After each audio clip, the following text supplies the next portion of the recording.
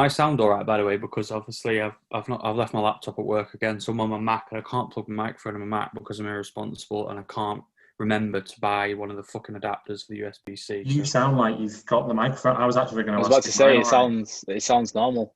No, it's my Mac, so I presume the microphone's quite good. But I need one of those. I need an adapter from that to fucking USB-C. Keep getting to buy one. Excuse me, I'm on the Mac, so it might be January-ish tonight.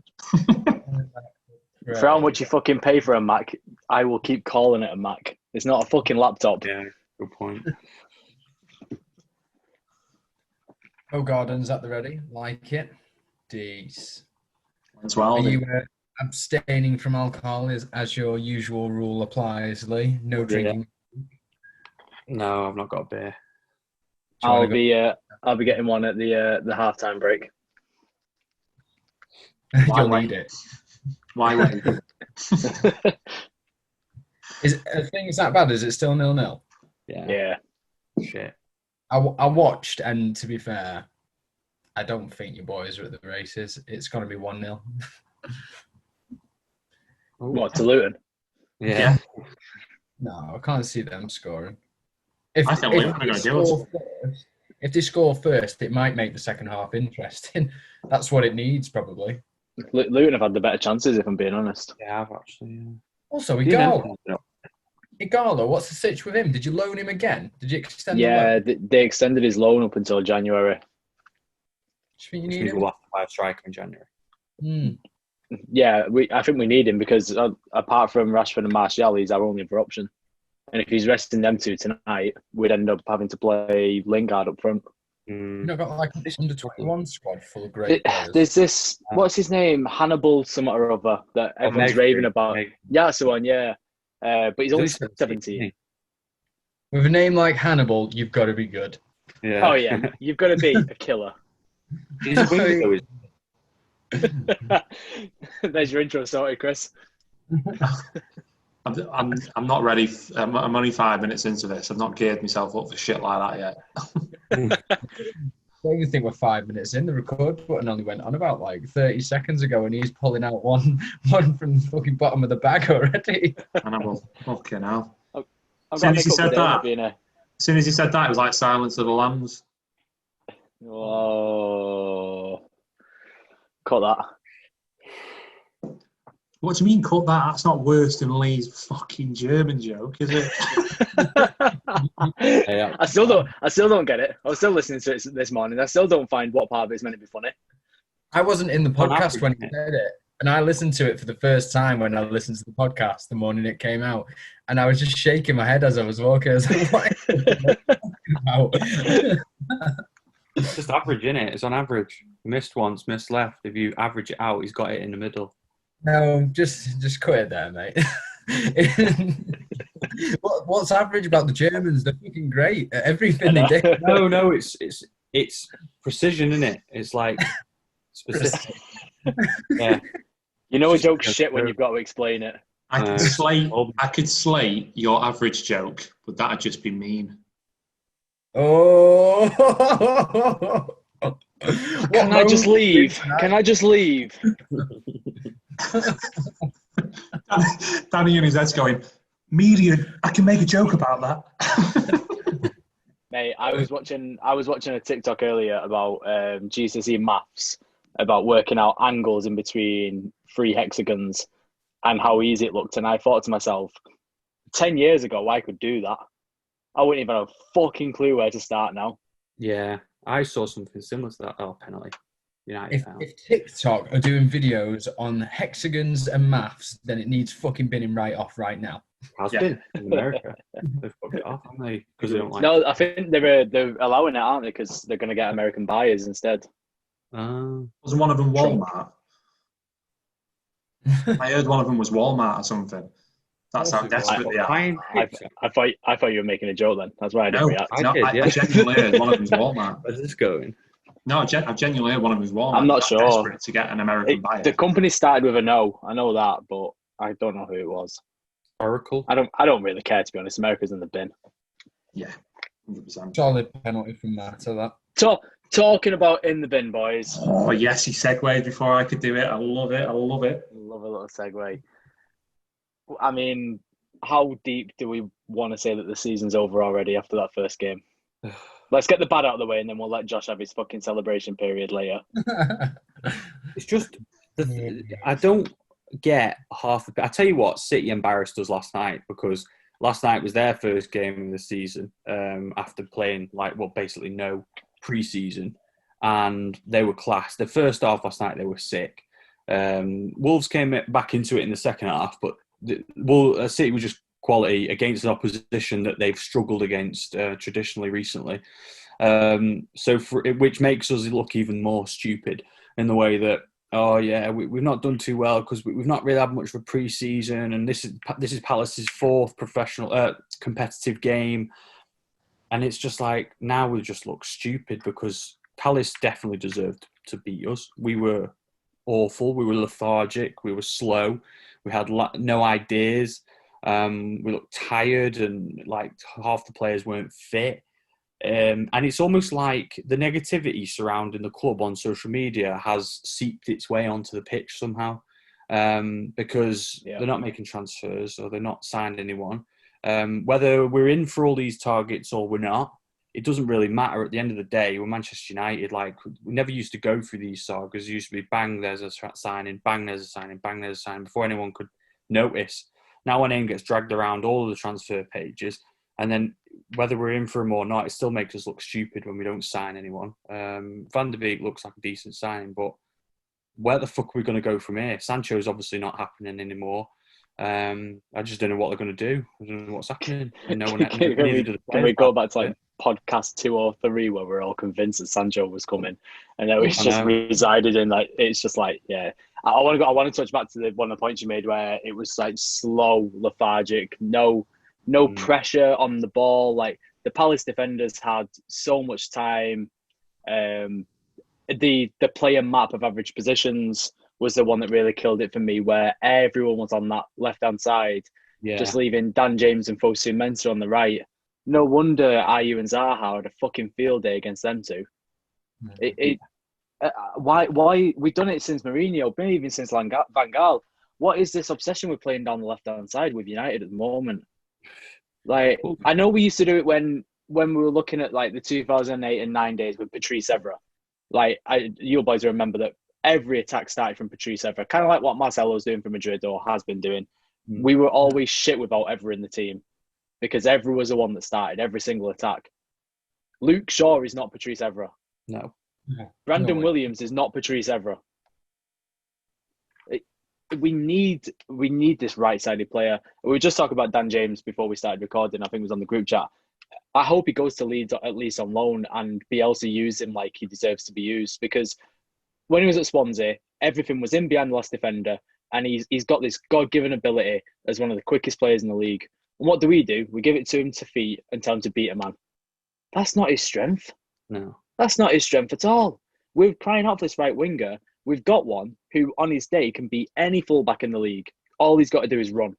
And we've got the passes to do it. Pogba can pass behind the defence. Van der Beek can do it. Fucking hell, even Jesse Lingard could play through ball. But we don't do it. I don't get it.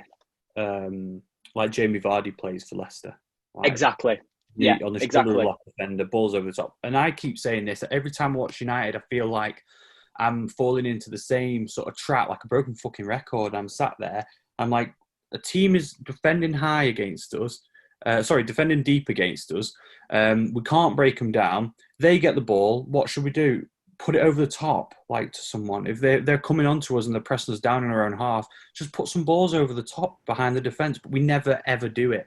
We get the ball into midfield where there's a fucking massive gap that no one's trying to come in and drop in and try and take a bit of responsibility. I don't know what the fuck Pogba does half the time.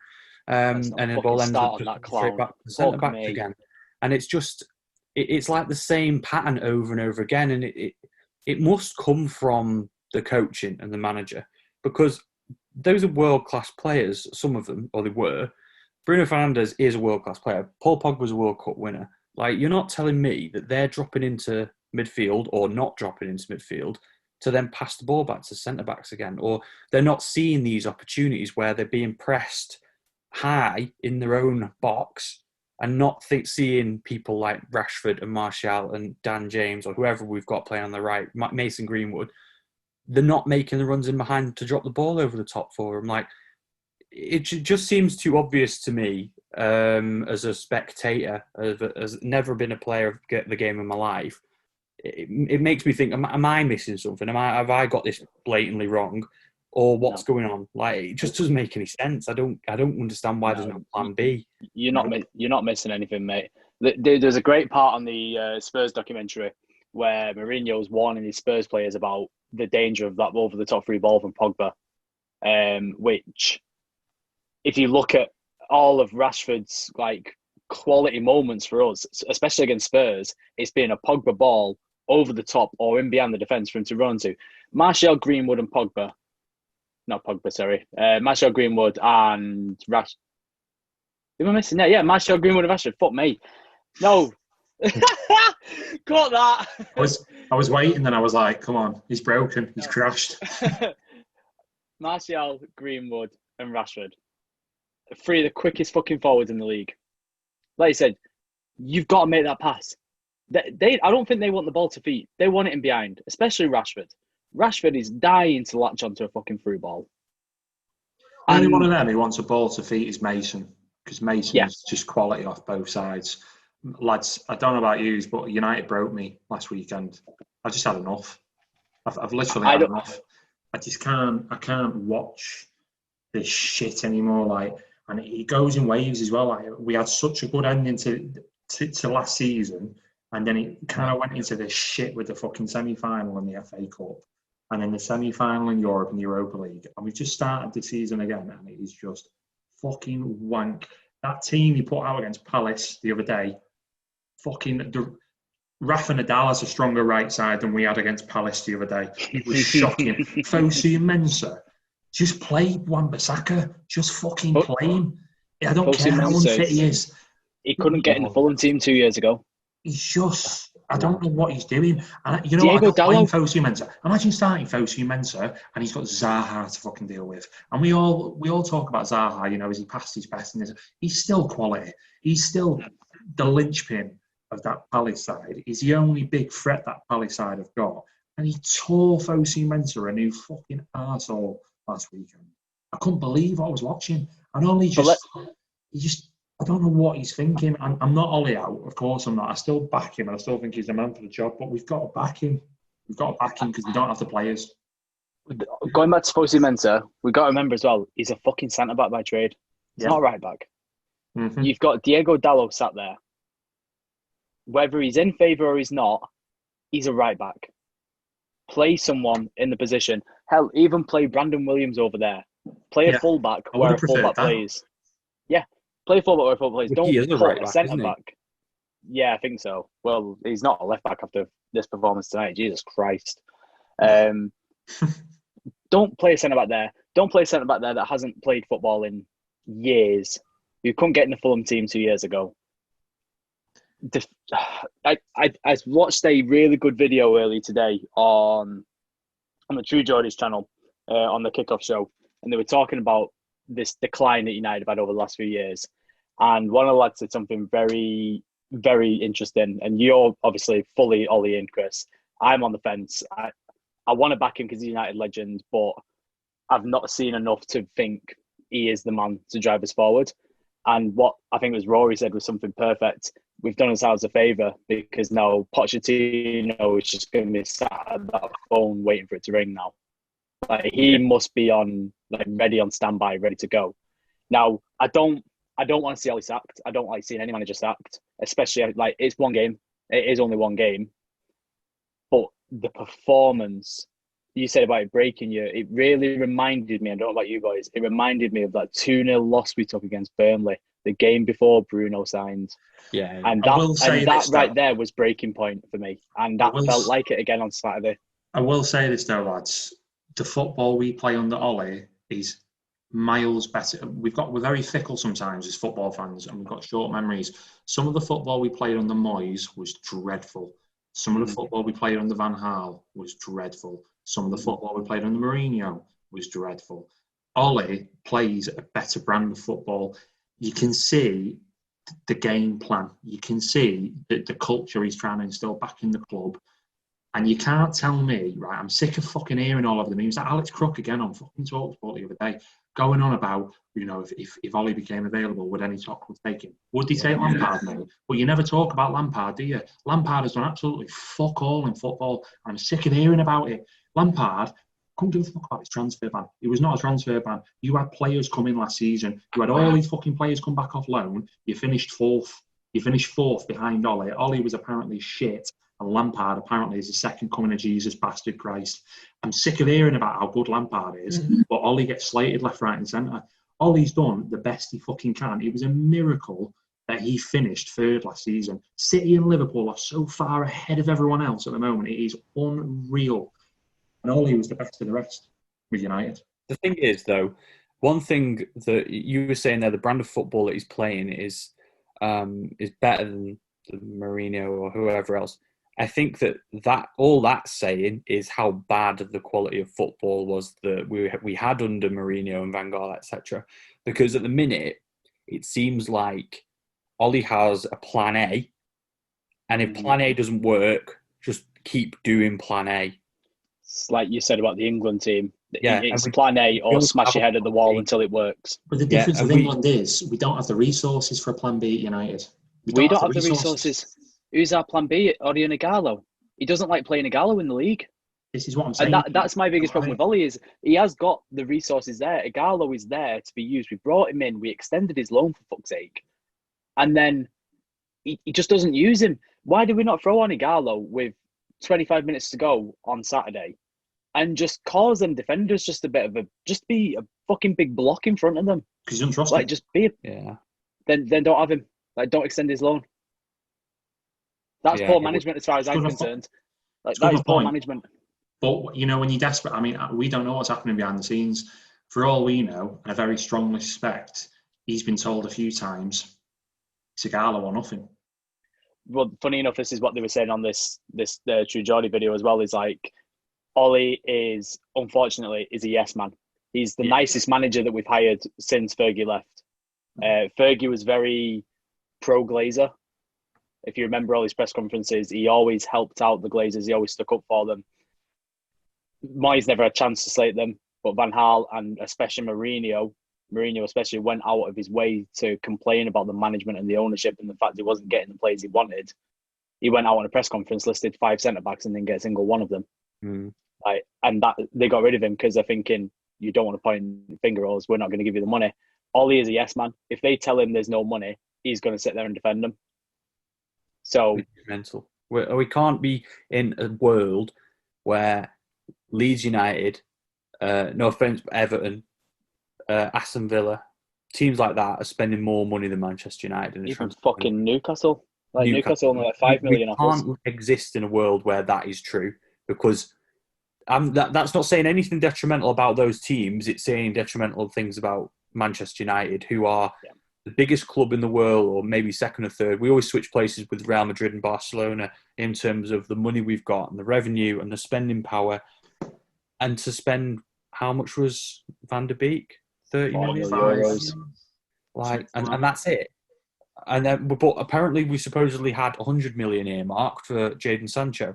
Well, if we're not spending that anymore, what's being done now? It's like the rumour mill's dead for us at the minute, apart from Alex Tellez, where every single fucking day he's agreed terms. I've just literally looked then in his agreed terms again. He must have fucking agreed terms about 30 times in the past 2 days. Oh, he's 100% signing for PSG.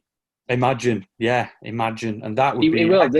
That's exactly what's happened. It's exactly what's happened with every transfer we've had rumoured this season. I hope he fucking does. They've agreed terms. Even worse. The fee's the problem, and then they go and sign for someone else. Do you know who's better? Do you know who's better at signing players?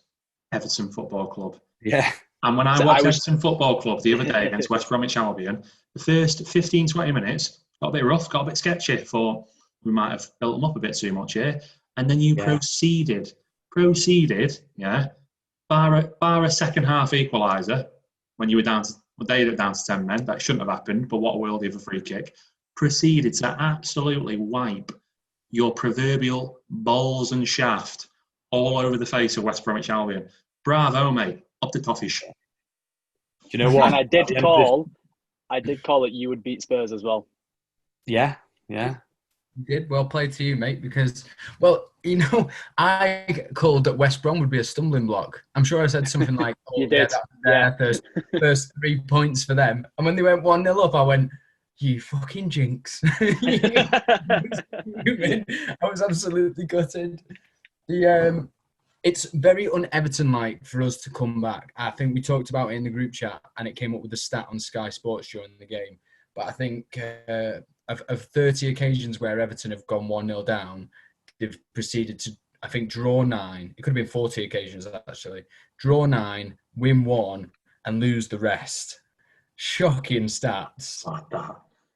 It's bad. And I know we're only playing West Brom, but there are a lot of positives for them to take from that game against us, because they played some excellent football against us, and they've got 2 or 3 players in that club that can really go on to do some great stuff for them. That lad that they've signed from West Ham, is it? Oh, Brady Garner. He's classing. Had a great game. Unbelievable game. And the Mateus Pereira as well. Pereira, yeah. They've just signed him, haven't they? Did they have him on loan last year? And they've just signed him. Yeah. What a great transfer that is for them, because that kid's got some skill, and that free kick was a peach. An absolute peach. I mean, when they went to all, I still wasn't worried. I always thought they were going to go on to win, because they were down to 10 men by that point, and obviously Bilic had been sent to the stand as well. So it's more difficult for a manager to relay what was going on there. By the way, I listened to it. I listened to what he was saying to the ref. He didn't say anything wrong. It felt like Mike Dean literally just went on a power trip and just got rid of him straight away. He was like, fuck this, I can't be arsed dealing with you. You gone. Yeah. It was weird. No, it was really interesting. On Talk, they were literally talking about this in TalkSport on the way home today, and they had Gabriel Bonlahor on, because he's on there occasionally now as another host. And it sounds a lot to me like Gabriel Bonlahor fucking hates Mike Dean, because he would not let up about how much. Honestly, he said almost everything other than calling him a dickhead outright. In his head, he was thinking, don't say dickhead, don't say dickhead, don't say dickhead. But honestly, the whole thing, he said, I've probably had about 15 to 20 other ex and current players texting me saying, well done for speaking out about Mike Dean. Everyone thinks he's not a great man, not a great referee, and everyone I've spoken to also thinks that he's a bit of a liability at times, and he sometimes wants. And do you know what I mean? Like the whole thing, he was dying to call him a dickhead on live on air, and from the impression I got, it was a big power trip by Mike, a typical Mike Dean show. In Mike Dean's head, he's got his shirt off. He's planting a fucking flag with his face on it in the centre circle. He's doing that thing at the Tranmere game, where he stood in the crowd singing. He knows the cameras are on him. He knows that he's going to be talked about, and he seems very egotistical. Yeah, he's a prick. He's a prick. I actually quite like him. Oh, he's great value, isn't he? He's great entertainment value. This is it. Yeah, he knows that. He knows that. Yeah. He is a prick. When I saw him in the crowd giving it loads with the Tranmere fans, I thought that was brilliant. Very unprofessional, but brilliant nonetheless. But Saturday, that West Brom game for you must have been like a real confidence lifter to see you come from behind. Like I said, it was West Brom. Yeah, they had 10 men. But they're still the types of games that we've seen Everton bottle so many times in the past. Yeah. So going beating Spurs, and not only beating Spurs, but you played them off the park. Spurs, Spurs, they weren't great, but you still had to go and do the job there. And you did. Yeah. And it could have been more. If Richarlison was on the ball a bit more, that could have been 2 or 3 quite comfortably. So that must have been a massive confidence builder for you to see that you've dragged a game back and that you're top of the table. Well, Everton have you've actually broken 2 ducks, haven't you, in the past 2 games, because you've won your first away game for about 30 years, and you've won a game from after going down and coming back from behind for ages as well. I mean, I tell you what, I think this podcast is going to be called fucking 5 Toffees come the end of this podcast. I think the of that statistic where it was like there's only one other occasion where Everton have come back from being down. I'm not sure if the stats based on going 1-0 down or just going down in general. Don't say it was the United 4-4. No, it was last season against Watford. We were down to 10 men, and I'm sure we were 2-1 down. I brought it back to 2-2, and then actually Walcott scored a winner. I think that's how it panned out. But it was very un-Everton-like once again, and I remember it sticks in my mind because I'm not used to it. Like whenever Everton go 1-0, I'm looking for a draw. I am looking for a draw. If we ever go 1-0 down to United, best I can hope for is a 1-1 draw. Like it's never a win. That just doesn't happen. So it is nice for us to start to show some progression. We've spent enough money, let's face it. So finally, under a good manager, it's all starting to click with the right signings, which brings me on to James. Oh, yes. James. What a lad. He's what class. A player. He's fucking brilliant. I loved it. I loved being in the pub on last Sunday. I was watching it with a Spurs fan. And I showed you boys, I named our group chat after him. I put his picture on there's a group chat. James Rodriguez, he made it. He's not played in about 2 years. Got 92 minutes, only got brought off for the standing ovation from at home anyway. The lad is a fucking baller. He makes the game look so easy. He is a milk tray, isn't he? What was that stat about him making no runs? But he got man of the match for making no sprints in the whole game. Doesn't need to be. Yeah, don't need to sprint. Nah. Don't need to sprint. When the ball's being passed to you all times, like we said a couple of weeks ago, get the ball and give it to James. Yeah, I got that and all. Get the ball and give it to James. You don't need to sprint because your team is doing it for you. We said it in the chat as well. The ball don't get tired. The ball does not get tired. You just do your job. You can waltz around the pitch, and he glides across the pitch. Doesn't matter that he's not got a right foot because try and stop him putting it on his left foot. He's just those passes. Luca Dean, those crossfield zips into his path every time. He did that so often. Even the commentators said, just pass it to Dean. Every time he's just looking for the pass. And then Richarlison, now I know that he missed that sitter against Spurs where he took it round Hugo Lloris, but at least he's making the runs. And the last 2 games I've seen from Richarlison, he looks hungry. He looks sharp. He looks fast. Because I think at the back end of last season, he looked a little bit slow. And I think it's because he was probably unfit and possibly tired as well. Because let's face it, what other attacking options do we really have? Other than obviously Calvert-Lewin, who's not a proper striker. And he's still learning his position and doing a very good job at it now. But Richarlison... 4 in 2. Yeah, 4 in 2 games. And he's an English player as well. Yeah. I just love to see an English player coming through scoring goals. I mentioned it in the last podcast. I wanted Harry Kane to do well this year. And obviously Danny Ings, I know he's ex-Liverpool, but it's great to see English players tearing it up in the Premier League because how many foreigners do we bring in? And I love that about the Premier League. Well, I said Aguero. I absolutely love Aguero. I love Thierry Henry. But it's great to see English players doing it as well. Just gives us a bit of hope for the future. For when we go. Of course it does. Such as Harry Kane with 4 assists. What? Unreal. For Son as well. Like Spurs looked like a different. He went 1-0 down against Southampton, and he just looked like an entirely different team. Did you watch it? Yeah. That first 45 minutes, they looked like they just rolled out of the Everton game. Yeah. They were absolutely, to quote our missing partner today, Dale, they were absolutely dog dirt. Yeah. And love you, man. Yeah, hope you're enjoying your time away, mate. And then it came out in the second half. Like the late goal obviously helped them, and it was definitely Alex McCarthy's fault. Got to come and collect that as a keeper. Even you got a centre back shouting at you, "Come on, Alex!" and he runs away from it. Great finish, taking nothing away from Son. Fantastic finish, getting across the keeper. But fuck me, what a second half performance! Yeah. Southampton, even Spurs were doing it. Both teams were playing such high lines that we were talking about using Dan James earlier for getting him in behind. They're the types of games where Son was just sitting on that last man and thinking, I'm quicker than you. If you play this in here, I'm going to score. And that's what we need to start doing.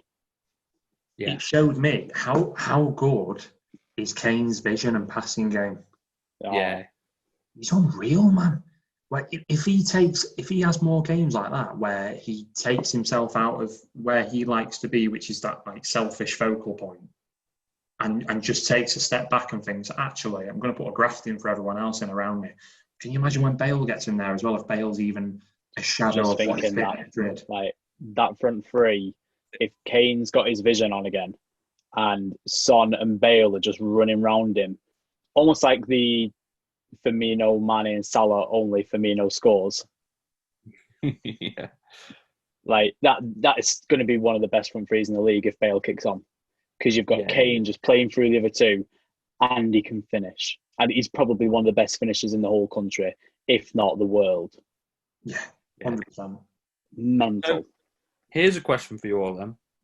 So one thing that happened this weekend through the weekend's fixtures is that we got, I think it was a record for the highest number of goals scored in a Premier League weekend, and there were 3 games with 7 goals in them.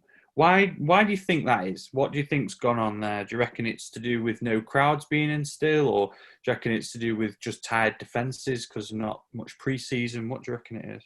I think it's Echo Falls, James Rodriguez, and up the Toffees. Hey. Have you seen that Echo Falls are releasing a special glass wine for? That is class. That is class. You know what you're getting for Christmas off all of us this year. That's what I want.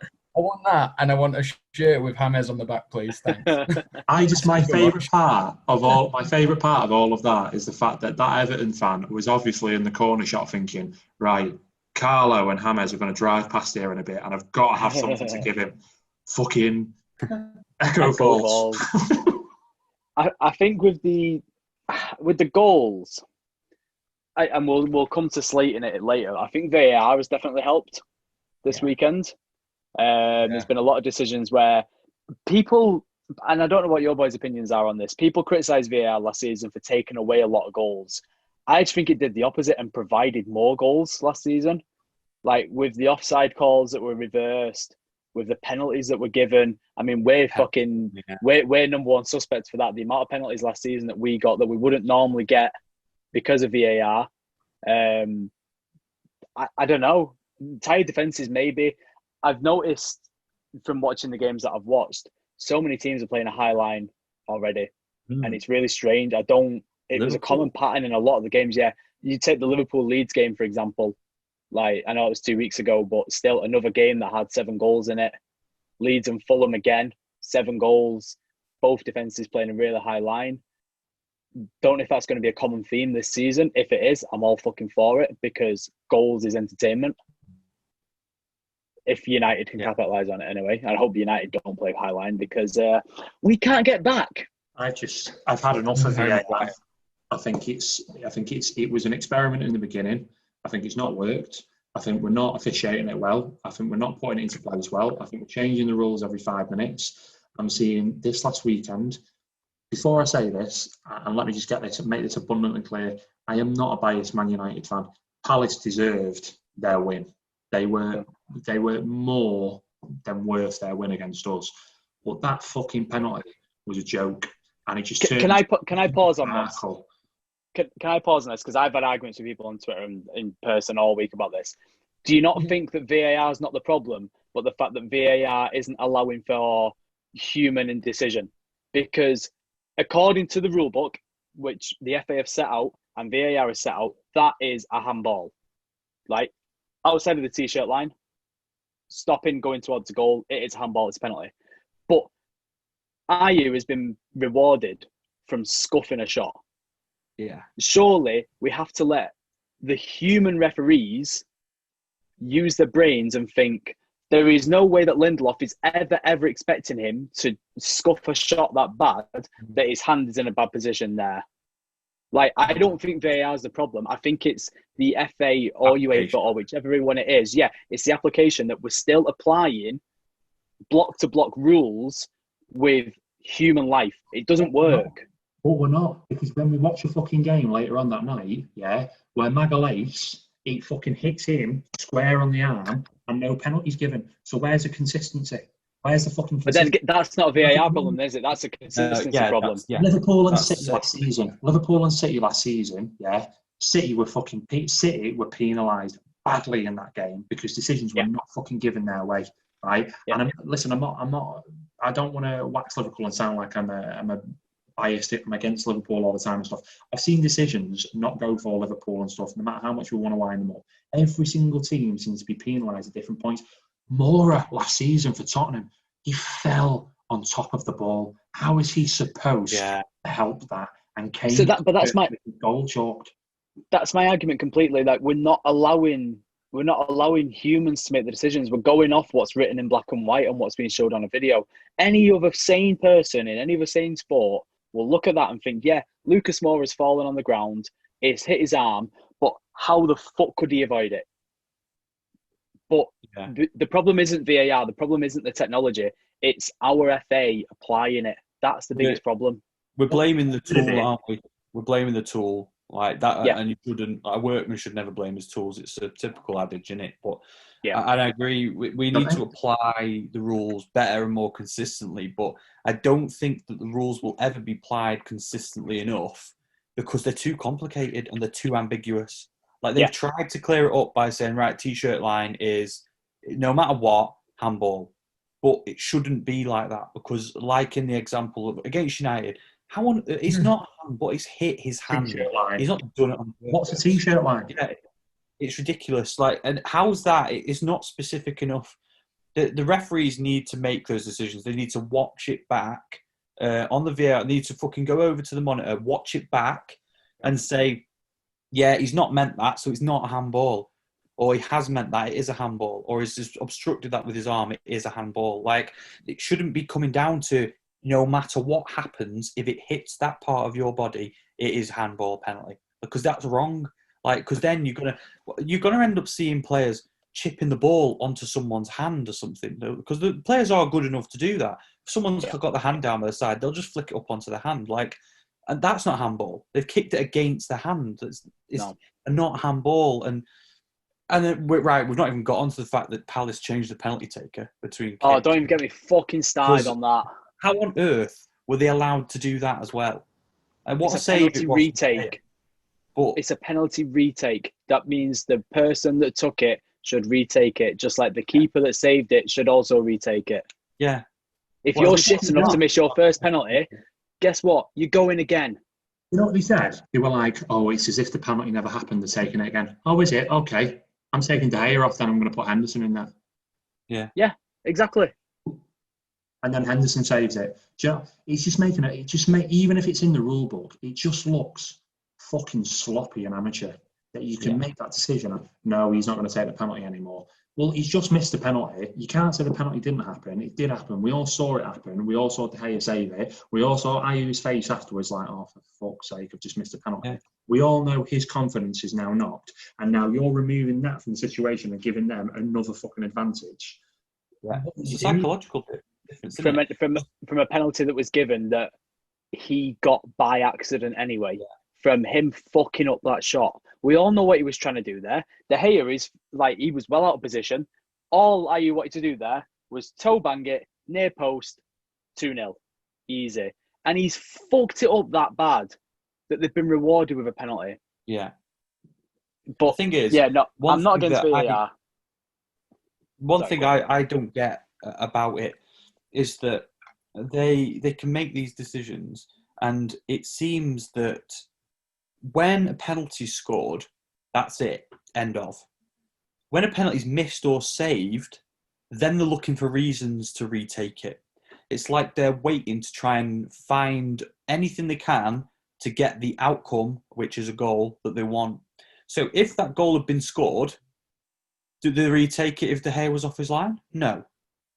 Do they retake it if there was encroachment? Well, sometimes they have done, but not always. Like, it seems to me that anytime a goal is missed or something's offside, they're immediately looking for a way to try and overturn it, rather than just saying, yeah, goal, off you go. But because it was saved, they're looking then, right, is there some way that we can try and get a retake for Palace here?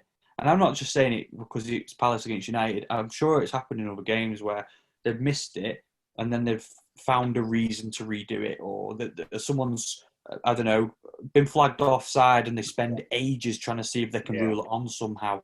It just doesn't work for me for some reason, and I feel like it's being misproportionately applied, unfortunately. The only one that VAR got right all weekend for me was the Calvert-Lewin one. That was a very good example of VAR used the way it should be used.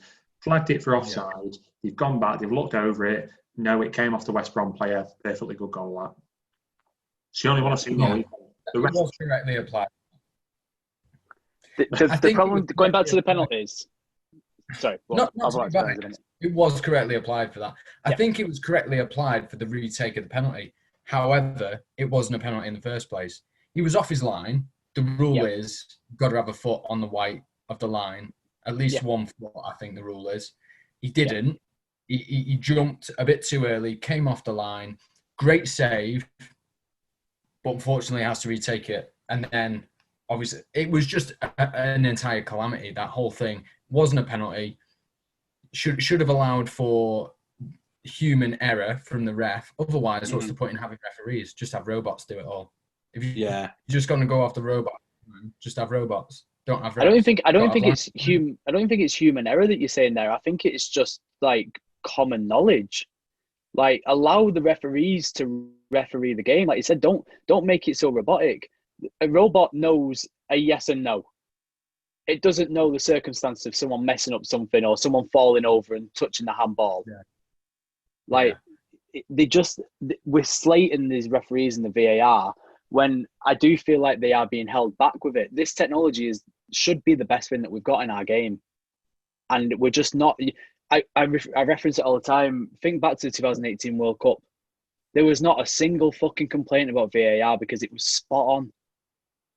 It was spot on. Everything was taken back to the screen, and it was referees deciding, did he mean it, yes or no? If he did mean it, give it. If he didn't mean it, fine. You can explain it to the players, move on. You boys know it with rugby. We should be able to hear the referees. I think that's a big thing. We should be able to hear the referees in football. Obviously, I'm not the biggest rugby fan, but that's one thing that I always take away is the respect for the refereeing team and the fact that you as a fan can hear what's going on. You hear their conversations. If I heard, I can't remember who the referee was for our United game, but if I heard the referee give a clear and concise explanation to Harry Maguire of why they've given that penalty, I wouldn't be still be raging about it now. Was it Atkinson? Yeah. I'd still question the decision, but we've heard it from the horse's mouth. Yeah. We can understand where he's come from. But the fact is, us as viewers, whether you're in the stadium or you're at home, we have fuck all knowledge. All we are getting is what a robot could do is, did it hit, yes or no? And that's the biggest problem for me. So I think one of the biggest issues and a way of like rectifying VAR and the use of it is the problem with it is it's used and judged by an external set of people sat in a fucking shed somewhere miles away. That's the biggest problem in rugby, in cricket, etc., etc. VAR and third match official, video referee, they're used to give the referees another look at something. So if it's a try in rugby and they want to determine if they grounded the ball properly or if there was a forward pass, there's the television match official sat in the box who is talking and communicating with the referee. They're just there to play the clip on and backwards and give a recommendation. The referee... Can you hear that conversation between the video referee and the... Yeah, you can hear the conversation. So that's what I want. So what football needs to get to is scrap Stockley Park, scrap them sat in the shed. You don't need them there. You need a television match official who sits and controls the replay according to the referee and how the referee wants. And then the referee uses VAR as an opportunity to have another look at a decision that he's already made, and the decision should let rest with the referee, not someone telling him, well, we think it's this, so go with that. Because what that does is it means that they will sometimes not make a decision that undermines the referee, because it might knock the confidence of the referee himself to make future decisions. But it also means that the referee is then solely in charge. He's not having external dictation. You've not got linesmen being told not to put the flag up until a goal's been scored in case it's off, in case it puts the player off. There are fucking linesmen. The job's to put the flag up if someone's offside, and that's what we need to get back to. We need to get back to using the video assistant referee, just as a video for the referee to go and have a look at if he needs to have another look at a situation that's happened. And that's it. Scrap the people at Stockley Park, because that's what's causing a lot of the problem, I think. You're not thinking that was to improve the standard of reffing now? Go on, Josh, sorry. Yeah. No, all I was going to say was, going back to that point about the whole fucking shed at Stockley Park, like, where did that idea come from? Why did we need that? Why did we deviate from other sports that have been doing it for years? We said this a couple of weeks ago. Like, what's the point in it? Like, is it some pretentious FA idea? Like, oh, well, this is football. This is the number one sport in the country, so we have to do it differently and better. And we're not as, we're not lower than this. We have to make our own decisions. Yeah, I think that's exactly what it is. I think it's football. I think that's football wanting to be the almighty, be the number one, wanting to be different. Eventually probably wanting people to, like other sports, to follow football, thinking this is the right way. You boys come from the rugby. I watch it in the NFL. The NFL season started last week or the week before. So I've seen video refereeing work absolutely fucking perfect. I think a challenge system would be good. Yeah. Because they use a challenge system in America. I think that would be a really interesting way to use it. I'm not sure how you could quite implement it, but we can discuss that another day. But I think, like you said, we need to hear that communication. I want to hear the VAR referee telling the match official, you should go and see this because X, Y, Z. And then having that conversation of, oh yeah, well, he's fallen over, or has he thrown his hand into it? I agree with you, Collins. I think the standard of refereeing is poor. And I think it's been poor for years. It's been very poor since, I know we're going to get memed for this, but Howard Webb, since he went. And the lad that went to Saudi Arabia. Uriah Rennie. Yeah. Like, I can't remember. He did Soccer Aid the other week. I can't remember his name. I know exactly. Clattenburg. Yeah, that's the one. I think those two, and it was clear that those are our best two, because those were the only two that were sent to World Cup tournaments and the Euros. Yeah, and we've not had any since. No. I know I look like I'm having a stroke right now because he makes me angry even thinking about him or saying his name. I would rather have David Ellery come back than this standard of officiating that we are seeing in the Premier League at the moment. They had it on, what game was it? What game was on the event? It was Sheffield United last night. Sheffield United, Villa. And they were talking about the red card that Egan got. And it wasn't a red card. I don't know if you saw the game. It was not a red card at all. No. It was not the last man. It was cynical. It should have been a booking. But it was the fact that the referee didn't even consult with the technology that's available to him. Just literally ran over from 30, 40 yards away. Jamie Carragher was lambasting him for it, and rightly so. Red card straight away. The linesman, who was literally looking directly at what was going on, flags for a throw-in. He didn't even pick up on it. And referee 40 yards back there is running over without even consulting with the video technology. Red card straight away. Go and look at the monitor and look what happened, and you will see it's not a red card. It's not hard.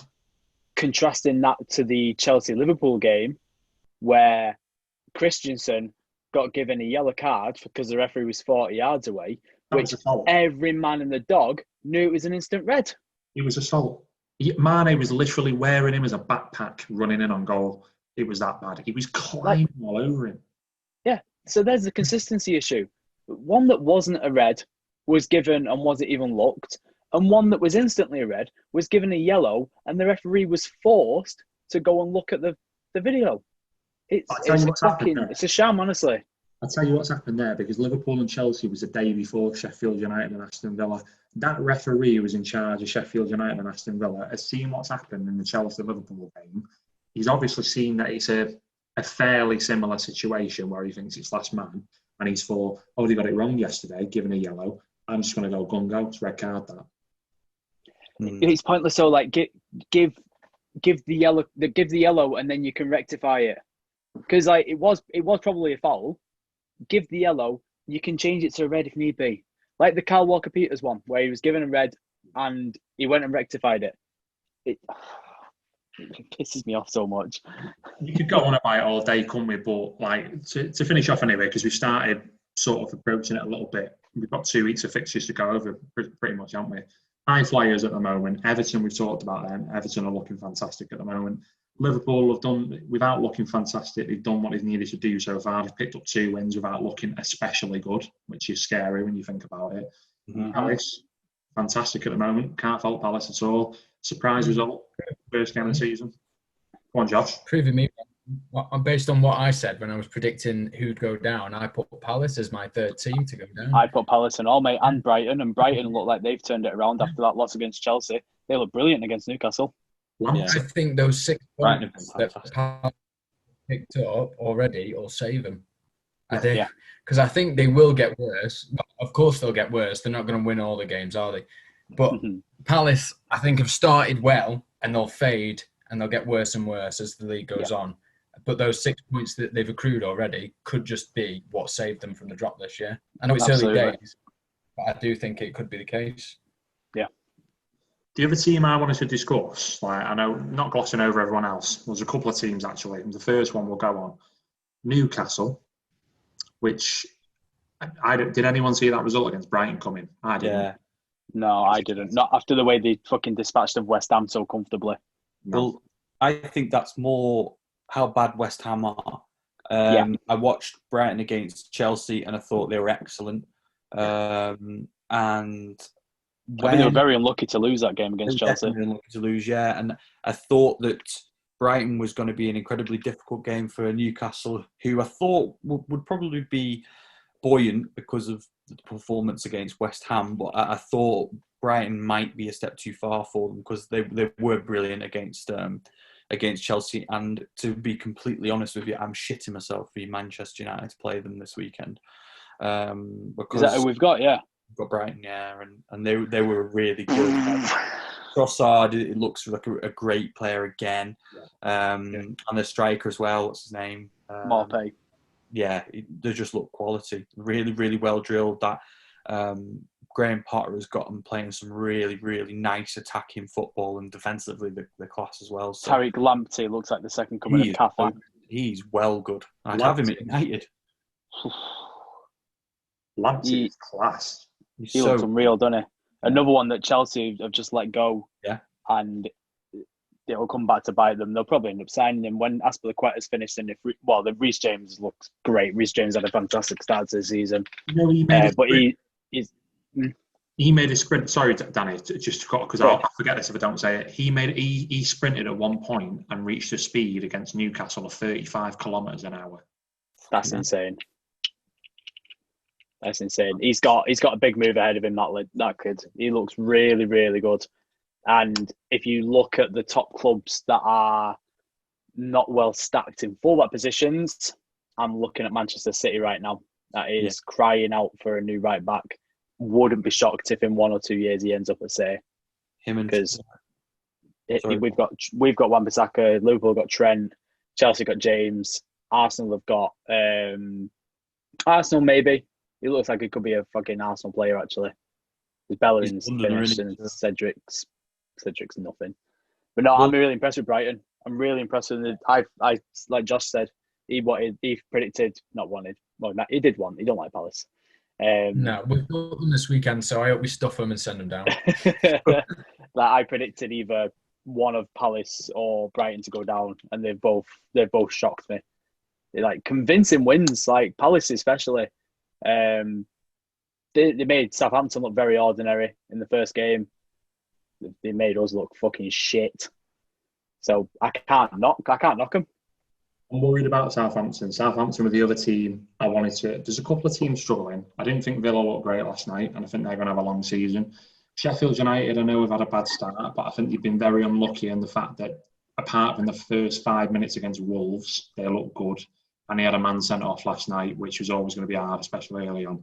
Southampton are worrying me. I don't know if it's a repeat of what happened last season, and they're going to have a really good end to the season again, and he's just started dodgy. But they just look poor, Southampton, and the cup as well. For them to go out in the cup so early. Yeah. And did you see the lineup they put out in that cup game? Strong team. It was full strength. Strong team. Full strength. Yeah, Southampton are in a bit of a bad do. I think they'll come good. They looked really good against Spurs for the first 45 minutes, and then I think Spurs finally woke up. But you play that way if you're Southampton against many other teams, and you're going to get 3 points.